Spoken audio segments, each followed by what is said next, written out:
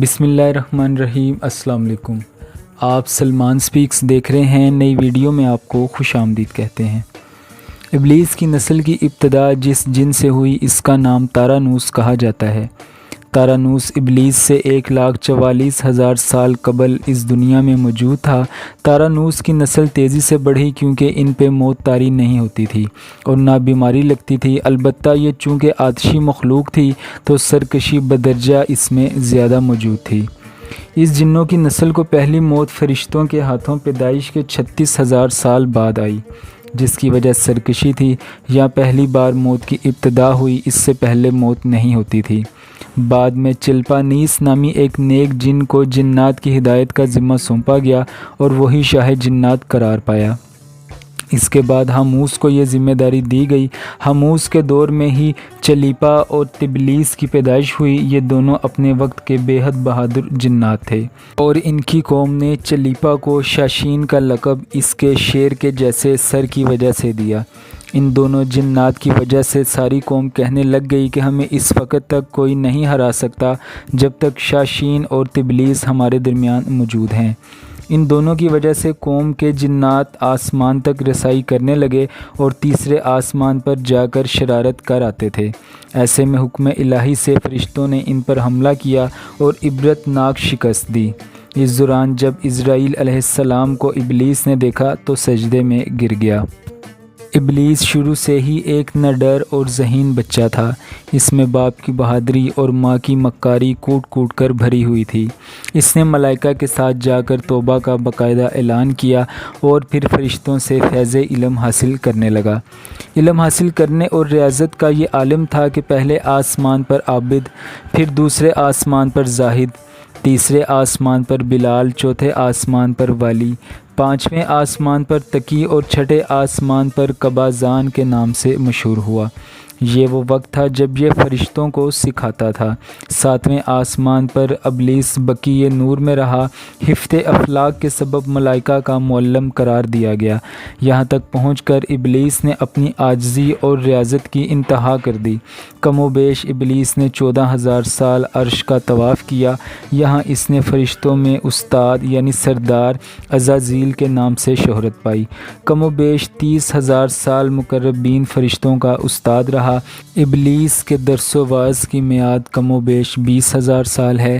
فرشتوں کے ساتھ قیام کی مدت کم و بیش 80,000 سال ہے۔ ابلیس کو حکم ہوا کہ داروغہ جنت رضوان کی معاونت کرو اور اہل جنت فرشتوں کو اپنے علم و فضل سے بہرہور کرو۔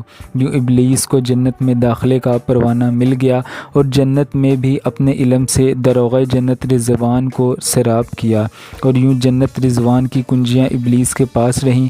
روایات کے مطابق ابلیس 40,000 سال تک یہ فرض خزانچی انجام دیتا رہا۔ یہی وہ مقام اعلیٰ ترین جنت رضوان ہی تھا جہاں ابلیس نے پہلی بار بادشاہت کے خواب دیکھنے شروع کیے۔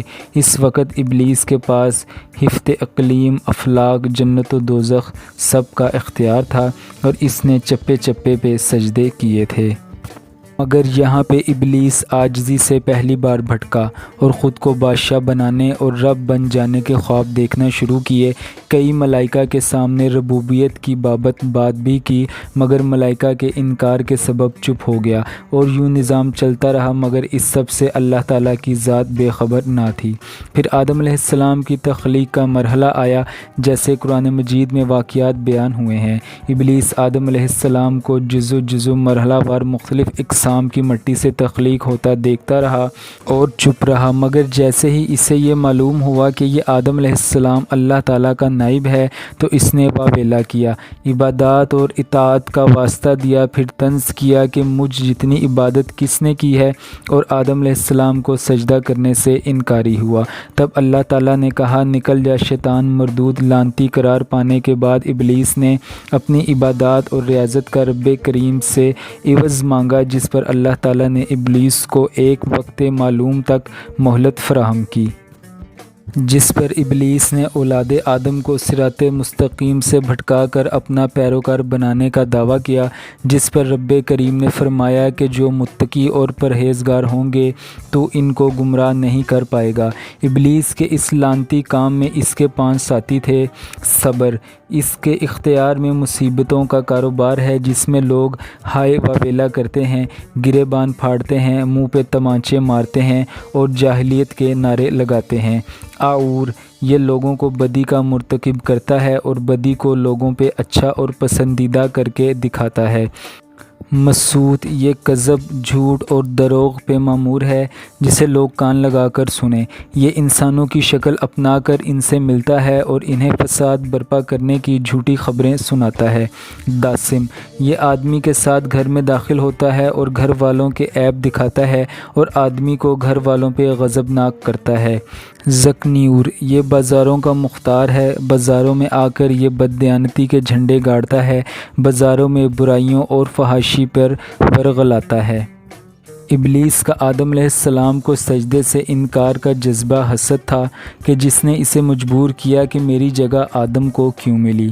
یہ اس کا جذبہ تکبر اور غرور تھا کہ میں اعلیٰ ہوں، اور اس ایک سجدے کے انکار کی بات نہیں تھی، بات اطاعت سے سرکشی کی تھی، شرک کی تھی۔ ابلیس نے دل میں خود کو رب مان لیا تھا۔ اسی شرک عظیم کی بدولت ابلیس تا قیامت رسوا اور لعنتی ٹھہرا اور اولاد آدم کو بھٹکانے کے لیے آزاد قرار پایا۔ اس واقعے سے نتیجہ یہ نکلا کہ رب کریم کو انسان کی عبادات، عاجزی، علم و دانش سے کچھ غرض نہیں ہے۔ رب کریم صرف دیکھتا ہے کہ دل میں اطاعت و فرما برداری کتنی ہے۔ اسی بنیاد پر تقوی اور پرہیزگاری کے درجے قرار پاتے ہیں۔ آپ کو آج کی ویڈیو کیسی لگی؟ اپنی رائے کا اظہار کمنٹ سیکشن میں ضرور کریں۔ اب میں آپ سے ملوں گا اگلی ایک انٹرسٹنگ ویڈیو کے ساتھ، تب تک کے لیے مجھے اجازت دیجیے۔ اللہ حافظ۔